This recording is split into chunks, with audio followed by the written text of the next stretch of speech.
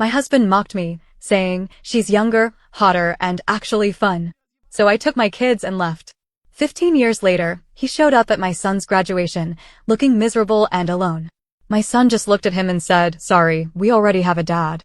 15 years ago, my husband Mark looked me dead in the eyes and said, "She's younger, hotter, and actually fun." Then he walked out. Just like that. No remorse. No second thoughts. We had 2 kids together. A mortgage. A life. And none of it mattered to him anymore. We met in college in Chicago at a bar near campus. He made me laugh. He was charming, confident. I was studying education. He was doing something in business. It wasn't love at first sight, but it grew fast. By senior year, we were practically living together. After graduation, we moved into a small apartment in Oak Park. A year later, we got married in a quiet ceremony with close family and a few friends. The first few years were good. We were a team. We didn't have much, but we were happy. We had our daughter Lily first. Then Ethan came along 2 years later. Mark was a good dad in those early years. He changed diapers. He did night feedings when he could. He'd come home from work and play with the kids until bedtime. I stayed home for a while after Ethan was born, but once he started preschool, I went back to teaching. Things started to shift when Mark got promoted. He was suddenly traveling more, working late, and constantly glued to his phone. He brushed it off as just more responsibility. I believed him. I wanted to believe him. I chalked up his mood swings and short temper to stress. I told myself he'd come around. I stopped asking questions because every time I did, we ended up arguing. One night, I was doing laundry. His phone buzzed on the nightstand. I don't usually snoop. I didn't want to. But something told me to look. Maybe it was the way he'd been acting, or maybe I already knew deep down.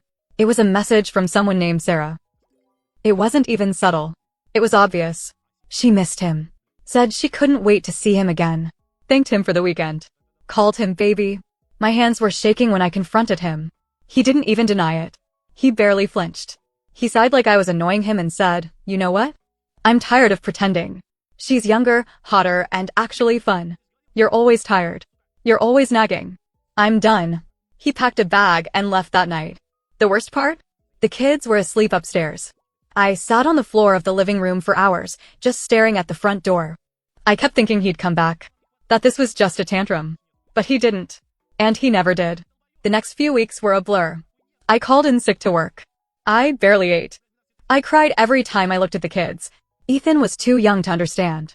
Lily kept asking where Daddy was. I didn't know what to say. Eventually, I told them he had to go away for a while. Mark stopped calling. Stopped visiting. He was too busy living his fun life. I heard from a mutual friend that he moved in with Sarah within a month. He didn't even try to fight for custody. He didn't want weekends or holidays. Nothing. It was like we were a chapter he'd finished reading and didn't want to revisit.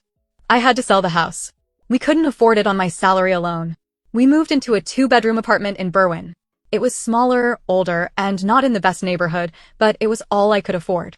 I went back to work full-time. My parents helped when they could, especially with babysitting. I don't know what I would have done without them. There were nights I sat in the bathroom crying quietly so the kids wouldn't hear. I was angry, humiliated, exhausted, but I had no choice. I had to keep going. For them. I got a second job tutoring in the evenings. I applied for every grant and program I could find. I started seeing a therapist. Not just for myself, but because I knew I needed to stay mentally strong for the kids. I wasn't going to let his decision ruin their future. The years passed. Slowly, things got better. Ethan grew up to be thoughtful and strong. He loved science and had a thing for building robots. Lily was more artistic, always sketching in her notebooks or painting in the backyard. We had movie nights, board game Sundays, and every year on their birthdays I let them skip school so we could do something special, just us. We still struggled. I won't lie. There were months where the bills barely got paid. But we made it. And I started to feel proud. Not just of them, but of myself too. I never let them see how scared I was. I never let them feel like they were missing anything. Mark? He was out of the picture completely. No cards. No birthday calls. Nothing. Occasionally, I'd see photos of him and Sarah on social media, vacations in Florida, wine tasting in Napa, skiing in Colorado. It stung at first. It really did. But with time, it stopped bothering me. They looked happy. Good for them. Lily started college last year. Ethan was getting ready to graduate high school. He got accepted into Northwestern, full ride. I've never cried so hard out of pride. And then, on the day of Ethan's graduation, something happened that I didn't expect. We were standing outside the school gym, taking pictures with friends and teachers. Everyone was smiling. I was holding back tears, just watching my son pose with his cap and gown. Then I saw him. Mark. He was standing alone by the parking lot, holding a small gift bag. He looked old. Not just in the way people age, but tired. Worn down. He had deep lines on his face. His hair had gone mostly gray. He was dressed nicely, but something about him looked off. Like he didn't belong. I froze. I hadn't seen him in over a decade. I thought he'd forgotten about us entirely. He walked over slowly, like he wasn't sure he'd be welcome. I didn't say anything. I just watched. Ethan saw him and went quiet. Mark held out the gift bag and said, "Hey, I just wanted to say congratulations. I'm proud of you." There was a long silence. Then Ethan looked him dead in the eyes and said, "Sorry, we already have a dad." He didn't yell. He didn't look angry. He was calm. Steady. And it hit me like a brick. All those years of wondering if I was doing enough. All those nights I questioned if I could be both mom and dad. All the guilt. It melted away in that moment. Mark didn't say anything back. He just nodded, turned around, and walked back to his car. I still don't know what made him show up after all these years. Maybe he regrets everything. Maybe Sarah left him. Maybe he's just lonely. I don't know. And honestly, I don't really care anymore. He made his choice. And I made mine. I chose my kids. I chose to keep going. I chose to fight for our little family, even when it felt impossible. And watching Ethan walk across that stage, knowing how far we'd come, was all the closure I needed. After that day, I figured that was the last we'd see of Mark. I didn't think there was anything left for him to say, or any reason for him to come back. Ethan's words were so final. So powerful, but I was wrong. A week later, I got a letter in the mail. Not an email. Not a text. A real, handwritten letter. My name in shaky cursive on the envelope. No return address, but I knew it was him. I stood in my kitchen holding it for 10 minutes before I opened it. He wrote that he was sorry. That he had made a terrible mistake. That Sarah had left him 2 years ago for someone younger than him. That he was alone. No kids. No family. His parents had both passed. He had no siblings. He said he missed us. That he thought about me and the kids every single day. He said he wanted to make things right. I didn't know how to feel. Part of me wanted to rip the letter up and toss it in the trash. Another part of me just sat there in silence, holding it. It was the first time he had shown any sign of regret. But after 15 years, after disappearing like we meant nothing, I didn't respond. I couldn't.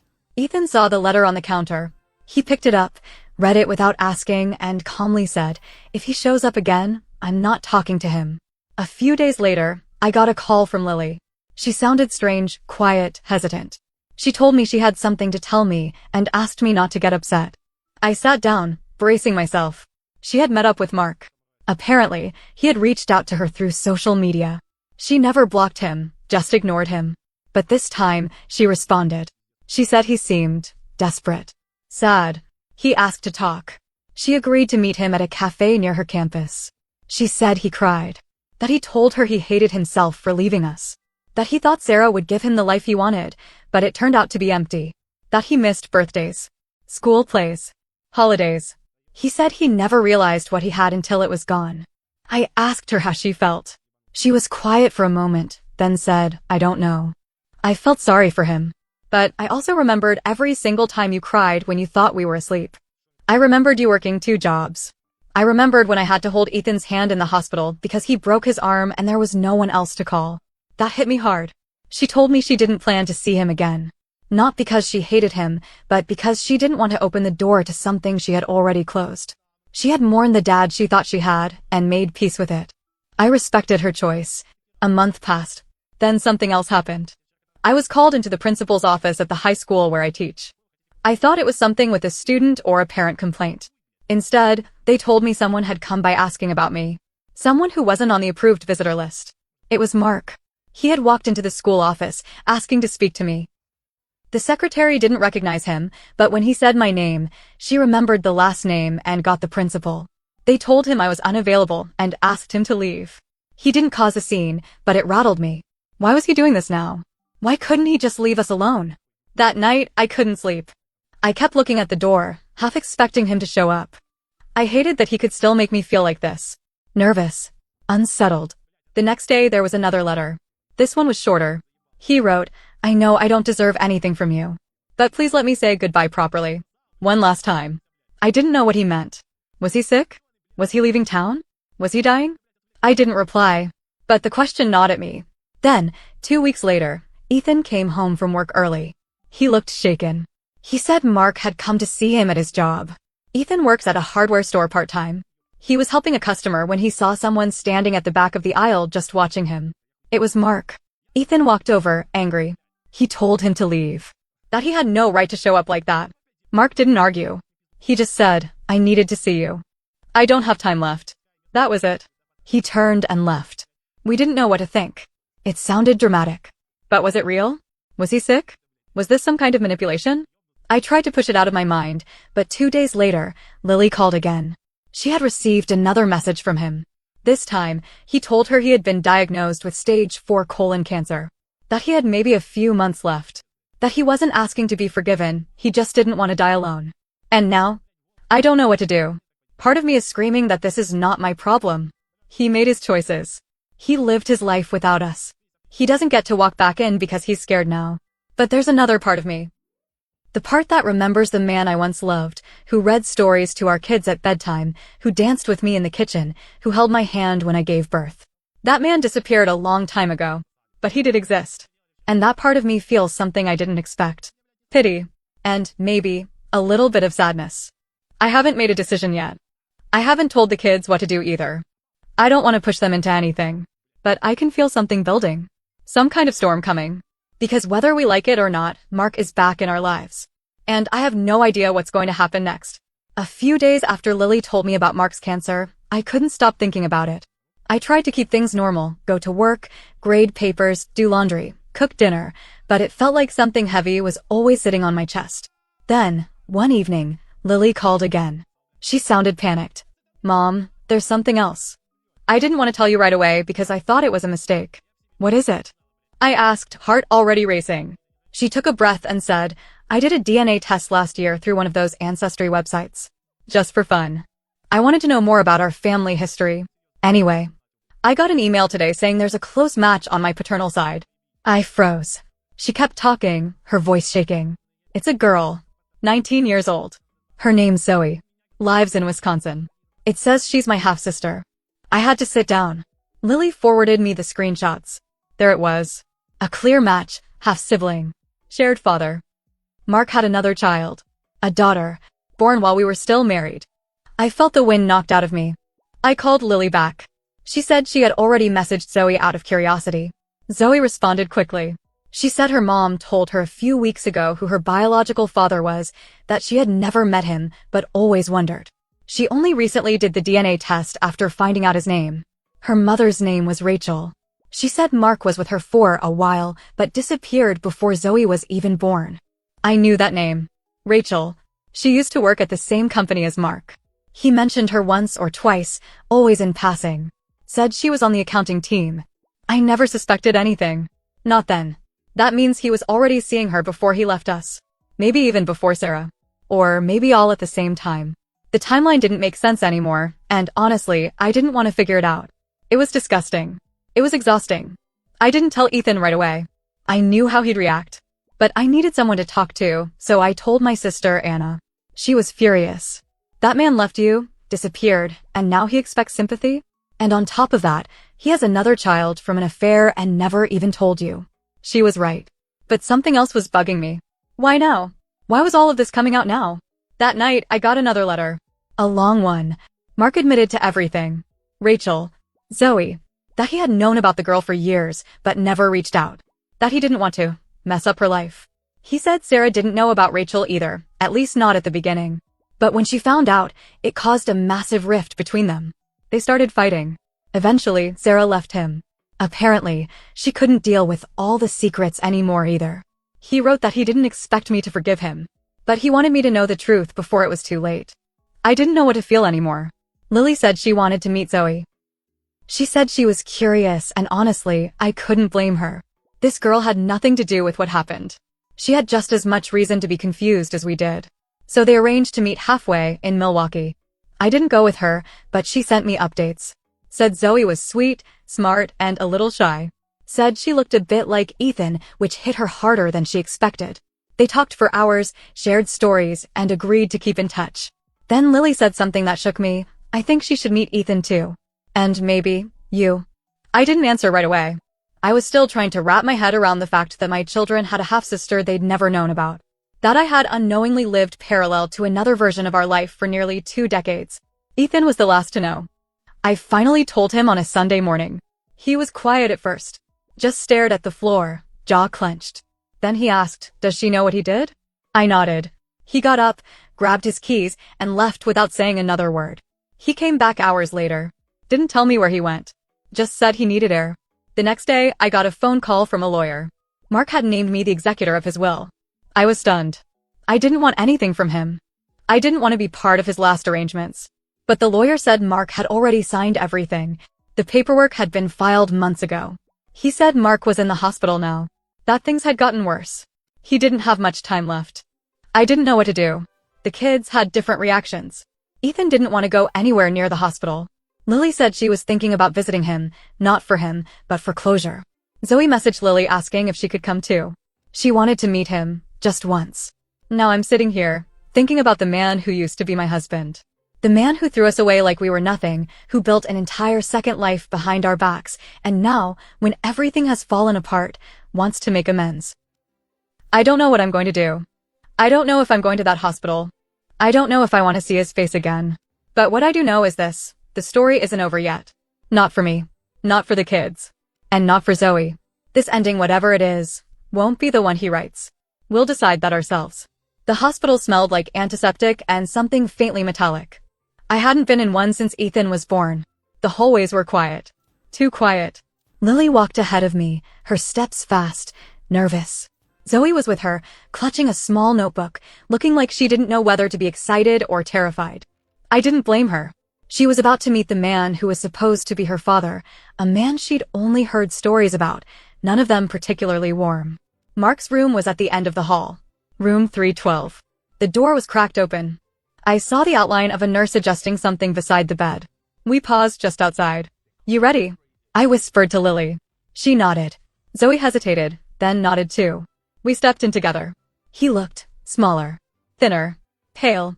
There were tubes in his arm, monitors beeping quietly beside him. His eyes were closed, but they fluttered open slowly as he heard us.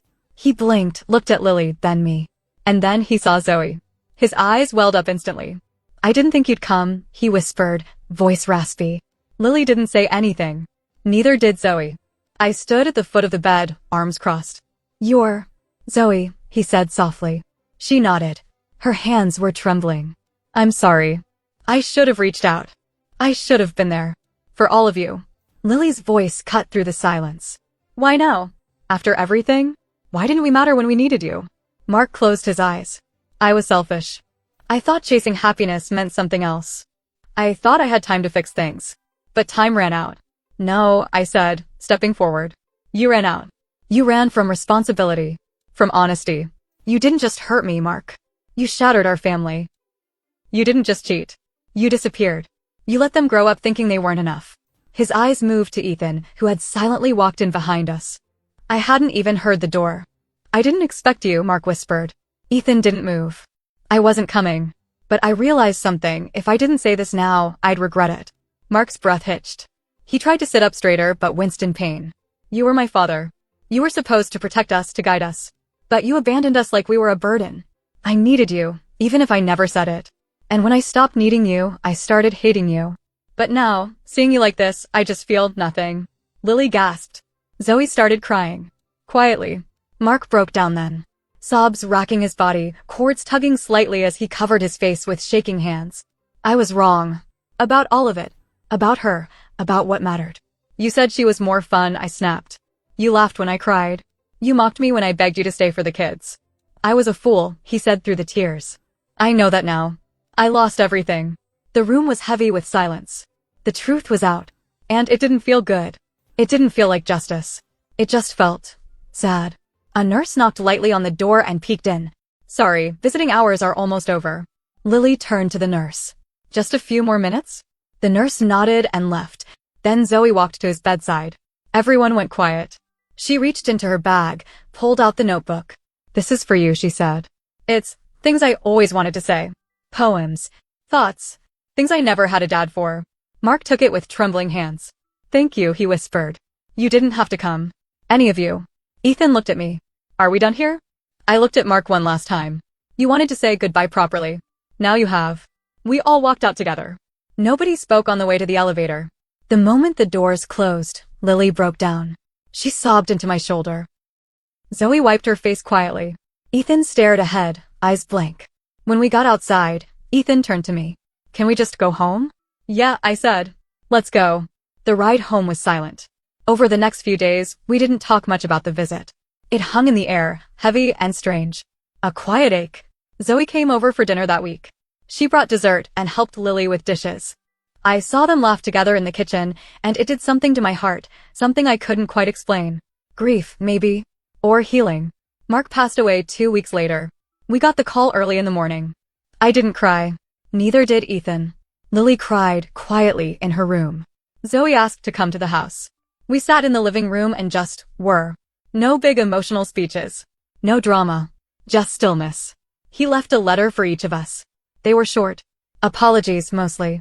Memories. Regrets. In mine, he wrote, "You were always stronger than me. I see that now.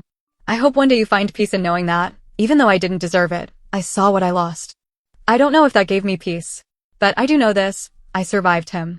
I raised 2 incredible children. I held my family together with nothing but willpower and love. And now, there's Zoe.